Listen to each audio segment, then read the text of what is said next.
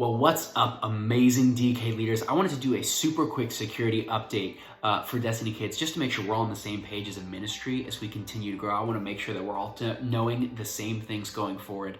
And the reason really why is because we want DK to be a safe place. We want it to be a safe place for you. We want it to be a safe place for the students. And we want it to be a safe place for the parents. They know that it's safe. That way they even drop off their students in the first place. So that being said, here's a few things I just want to go over with our check-in and check-out processes as far as concerning the room. The number one thing to remember is that no student should be leaving the room unless they are with either a leader or with a parent who's already checked out that student. And the reason we do that is just, again, we want to make sure that we know where the students are at. We can tell the parents when they come to pick up exactly where the students are at. So that being said, for parents to pick up a student, they need to have two things. They need to have one, their tag personally that they'll be given when they check in the student, and their student's tag, which should be on the student.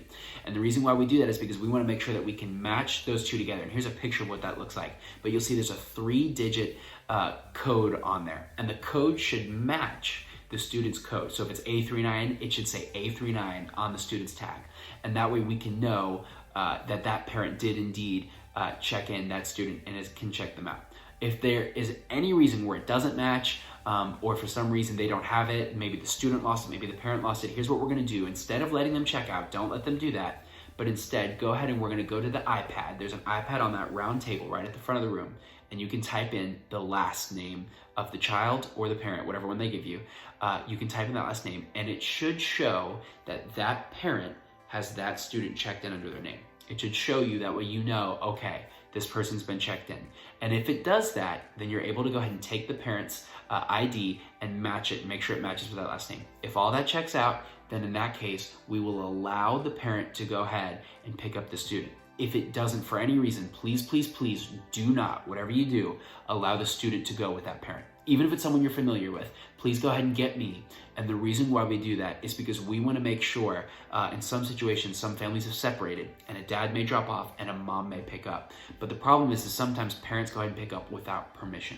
And so we've had situations in the past where we've had to go ahead and stop the parent from picking up. We just always want to be safe. So please, if there's ever any concerns or you're confused, please come find me on a Sunday morning, and I'll absolutely help handle that situation. Because again, the safety of the students is the number one priority, besides, of course, Jesus. So one other thing to know is that as leaders, the only reason that we should ever be taking a student out of the room is to use the restroom.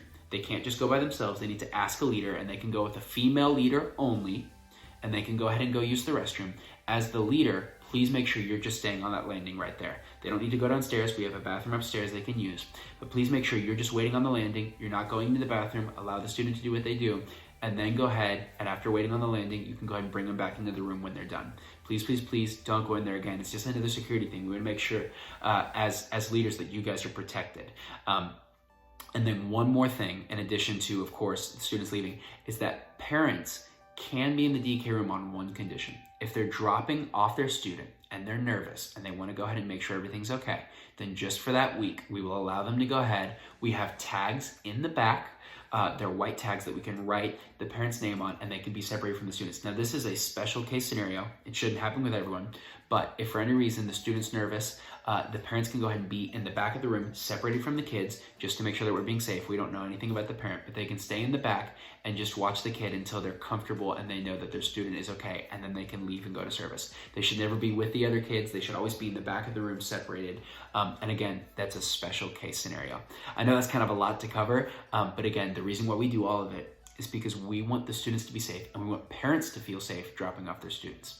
If parents don't feel safe, they won't drop off their students, and we won't be able to teach these students really about all that God has for them. So anyways, thank you for helping keep DK safe, making it a safer place. I really appreciate it. I really appreciate you and your heart to serve and just be here. Thank you for all that you do. Truly, truly, truly, thank you for all that you do. You guys are amazing, and I appreciate you. So have an amazing, fantastic week, and I will see you this Sunday.